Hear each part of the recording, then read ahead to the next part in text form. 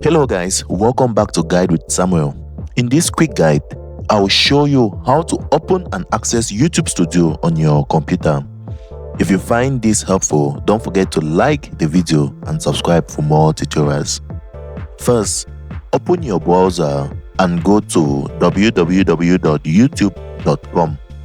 Make sure you are signed in to the correct YouTube account. Okay, now click on your profile icon in the top right corner of the screen.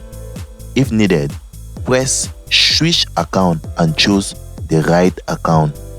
Then select YouTube Studio from the drop-down menu. You will now be taken straight to your creator dashboard. Alternatively, you can skip these steps and simply type studio.youtube.com directly into your browser's address bar.